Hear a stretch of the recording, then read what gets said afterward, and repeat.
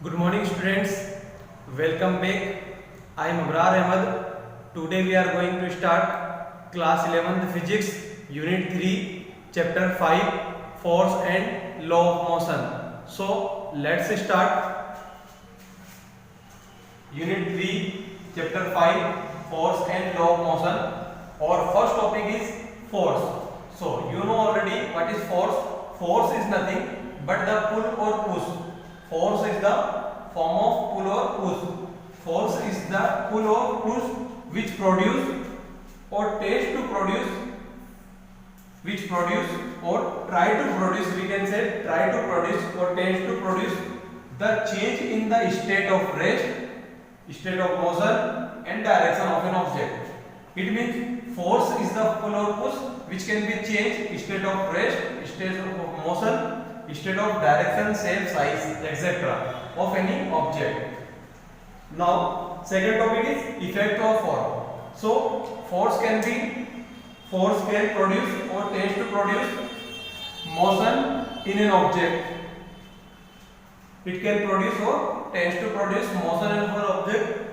It can change or tends to change state of motion or rest of an object. It can change or tends to change shape, size and direction of an object. So these are the effects of force. You already know what are the effects of force. Now we are going to start our next topic, inertia. So you can write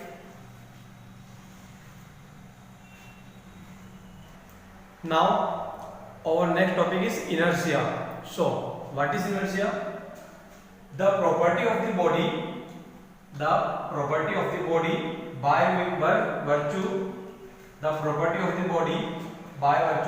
of which they are not able to change,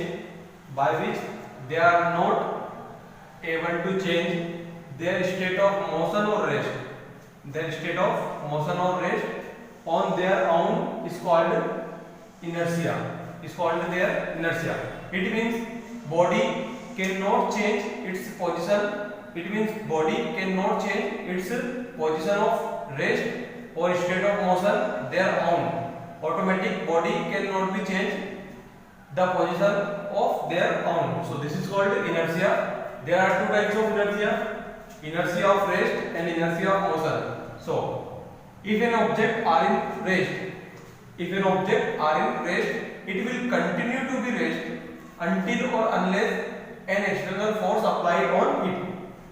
If an object are in rest condition, it will continue to be in rest condition until or unless an external force applied on it.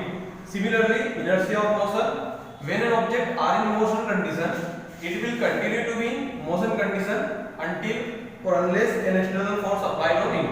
So definition is, if an object are in rest condition, it will continue to be at rest condition until or unless an external force applied on it. Similarly, if an object are in motion condition, it will continue to be in motion condition until or unless an external force applied on it. So this is called inertia. There are two types of inertia of rest and inertia of motion. Inertia means if an object are in motion condition, it will always remains in motion condition. And if an object are in rest condition, it will always in the rest condition. The body cannot change its shape, the body cannot change its position their own. This is called inertia. So you can write, now we will start Newton's law of motion. So you can write, now our next topic is Newton's law of motion. So Newton's law of motion, it is also called NLM in short. So NLM means Newton's law of motion. So there are three Newton's law of motion. First is Newton's first law of motion. This is also called law of inertia.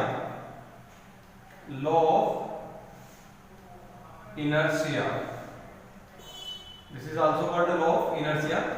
So according to Newton's first law of motion, according to Newton's first law of motion. If an object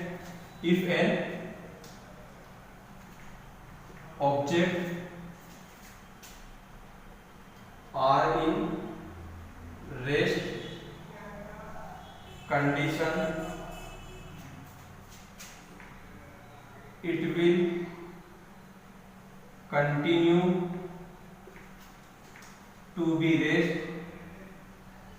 So according to Newton's first law of motion, if an object are in rest condition, it will continue to be rest, or if an object are in motion condition, it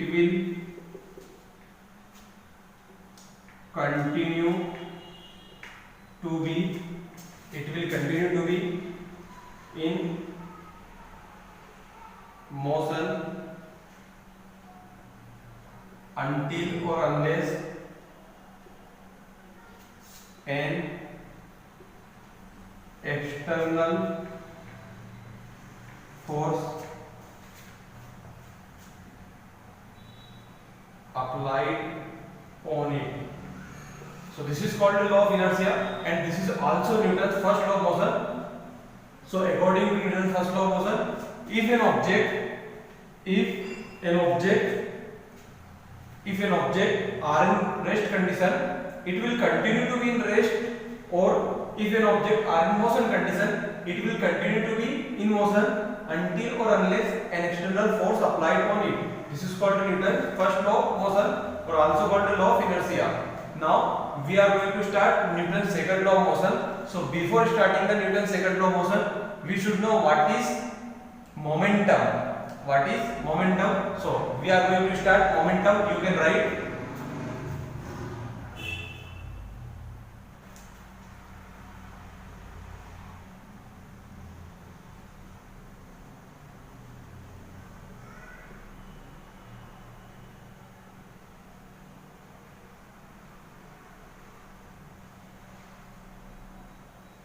now. Our next topic is momentum, or we can say linear momentum, and momentum is denoted by symbol P. So momentum or linear momentum is the product of mass and its velocity. The momentum is the product of mass is denoted by m, and velocity of an object. Momentum is the product of mass and velocity of an object. It is denoted by P. So momentum is equal to mass and velocity. Momentum is denoted by P. P is equal to m into v. This is the formula of momentum. Its SI unit is kilogram meter per second. Because kg is the unit of mass and meter per second is the unit of velocity. So its unit is kilogram meter per second. So momentum show the amount of force required to stop an object, or momentum show the amount of force required to start an object in the motion condition. So momentum is the product of mass and velocity. Now we can start Newton's second law of motion. You can write momentum. Now our next topic, Newton's second law of motion. So let's start Newton's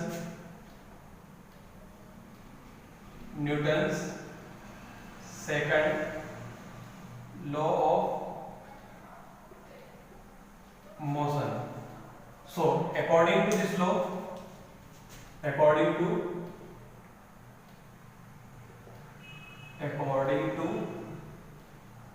this law, the time rate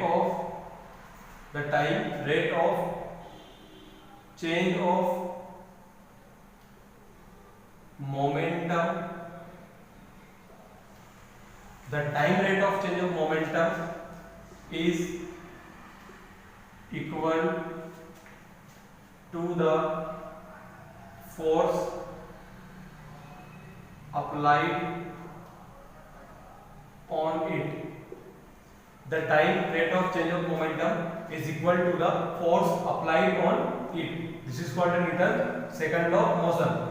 If the force is F and momentum is P, the velocity of an object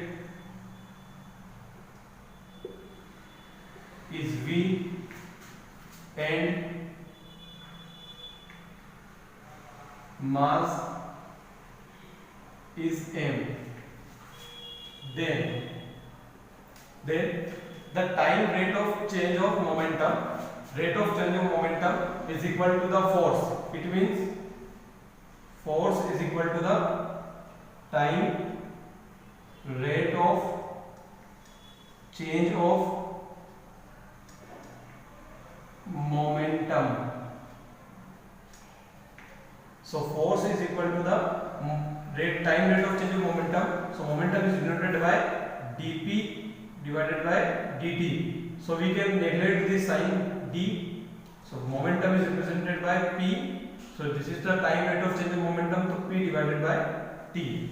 Now we know that formula of p is equal to mv and this divided by t. We can separate m and we can write v upon t, and we know that the rate of change of velocity is called acceleration.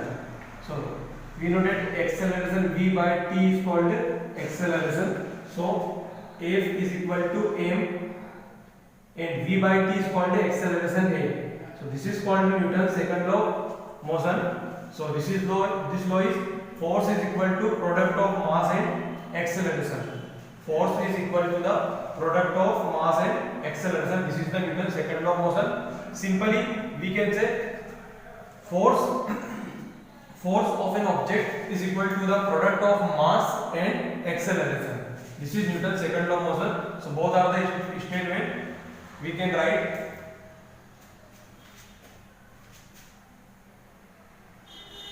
in simple form. Force is the product of mass and acceleration. This is Newton's second law. This is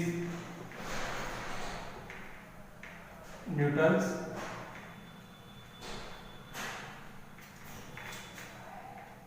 second law.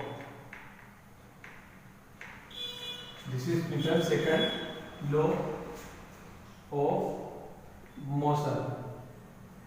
So both are the statement of Newton's second law of motion. First is the time rate of change of momentum is equal to the force. So p by t, and we know that p is equal to mv. We can separate m. We can write v upon t, and v upon t is acceleration. So F equal to m into a. So product of mass and acceleration is called Newton's second law of motion. You can write